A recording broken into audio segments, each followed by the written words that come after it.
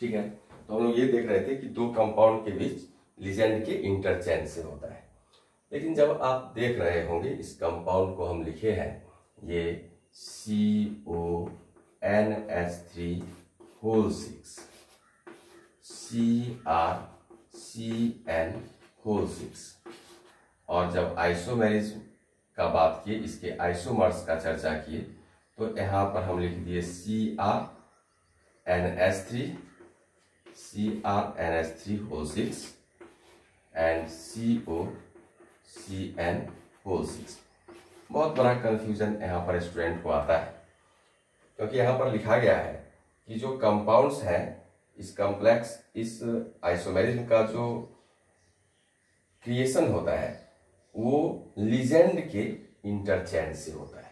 लेकिन स्टूडेंट ये सोच सकते हैं कि लिजेंड तो अपने पोजीशन पर ही है, इंटरचेंज तो हो गया किसका, तो क्रोमियम आ गया यहाँ पर, कोबाल्ट आ गया यहाँ पर, तो इंटरचेंज हो गया सेंट्रल मेटल एटम का, ऐसा लगता है। बस इसी कंफ्यूजन को दूर कर लेना है। कंपाउंड समझ में आ गया आपके। क्या होना चाहिए कि ये जो कोऑर्डिनेशन आइसोमेरिज्म है ये दिखलाने के लिए दोनों ही पार्ट कॉम्प्लेक्स होना चाहिए, यानी cationic complex as well as anionic complex दोनों होना चाहिए। और इसमें इंटरचेंज ऑफ लिजेंड से इस टाइप का आइसोमेरिज्म का जनरेशन होता है। लेकिन जब हम लोग एग्जाम्पल को विजुलाइज करने का प्रयास करते हैं तो देखते हैं कि ये सेंट्रल मेटल एटम का इंटरचेंज हुआ, लिजेंड का नहीं। लेकिन एक्चुअली यह लिजेंड का ही चेंज है। हम लोग जब भी कंपाउंड लिखते हैं तो उसमें आपको बतलाया गया है कि पहले केटायन लिखते हैं फिर एनायन लिखते हैं, जैसे HCl, KCl, H2SO4, ये क्या है, ये सब पॉजिटिव आयन और ये निगेटिव आयन। तो पहला जो फ्रेगमेंट होगा लेफ्ट हैंड साइड की तरफ, तो उसको आप लिखते हैं केटायन से, एंड राइट हैंड साइड में लिखते हैं एनायन से। तो जब भी हम ये कॉम्प्लेक्स का बात किए तो इस कॉम्प्लेक्स में ये केटायनिक कॉम्प्लेक्स है और यह एनायनिक कॉम्प्लेक्स है। यानी ये जो कंपाउंड है इसमें केटायनिक पार्ट भी कॉम्प्लेक्स है और एनायनिक पार्ट भी कॉम्प्लेक्स है। और इसका हम इस कंपाउंड तक पहुंचने के लिए हम इंटरचेंज ऑफ लिजेंड करते हैं। अगर इंटरचेंज ऑफ लिजेंड किए तो CO को वहीं रहने दिए और CN होल 6 आ गया कोबाल्ट के साथ, और क्रोमियम को वहीं रहने दिए और NH3 होल 6 आ गया क्रोमियम के पास। तो अब तो ऐसा लग रहा है कि इंटरचेंज हम किए क्या, तो इंटरचेंज ऑफ लिजेंड किया गया। लेकिन जब हम केमिस्ट्री में केमिकल कंपाउंड के रिप्रेजेंटेशन की बात करते हैं तो उस वक्त केटायनिक पार्ट को हम लेफ्ट साइड में लिखते हैं और एनायनिक पार्ट को हम राइट साइड में लिखते हैं। तो ये जो पार्ट है यह केटायनिक पार्ट है और यह जो पार्ट है यह एनायनिक पार्ट है। यह है केटायनिक पार्ट और यह है एनायनिक पार्ट।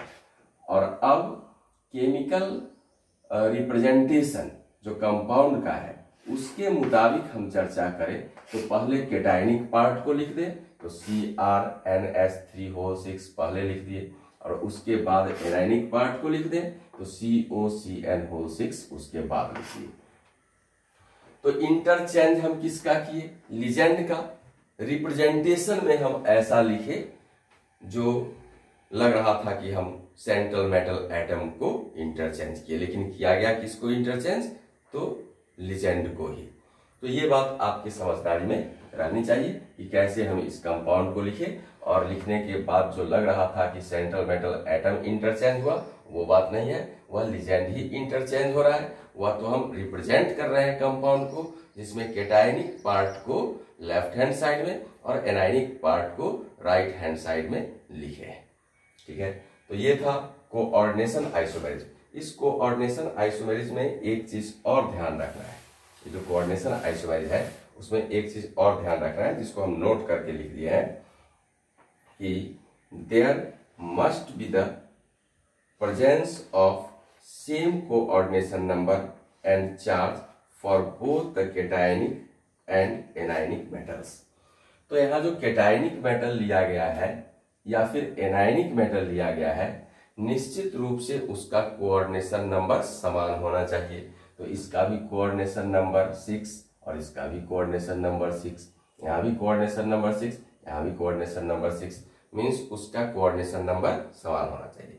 और जो चार्ज है केटायन पर, केटायन में जो मेटल है और एनायन में जो मेटल है उस पर जो चार्ज होगा वह चार्ज भी सेम होंगे। तो यहाँ पर क्रोमियम पर +3 चार्ज, यहाँ कोबाल्ट पर भी +3 चार्ज, यहाँ क्रोमियम पर +3 चार्ज, यहाँ कोबाल्ट पर भी +3 चार्ज। एक्चुअली Cn-6 है तो 6 निगेटिव चार्ज, 6 पॉजिटिव चार्ज भी होंगे। और जो सेंट्रल मेटल एटम है केटायन कॉम्प्लेक्स में और एनायन कॉम्प्लेक्स में, दोनों का चार्ज सेम होना चाहिए, इसलिए equal distribution of positive charge होगा जो नलिफाई करेगा निगेटिव चार्ज को, इसलिए +3 यहाँ भी और +3 यहाँ भी होगा।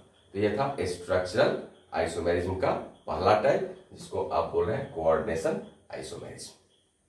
ठीक है, अब हम लोग बात करते हैं दूसरे टाइप पर।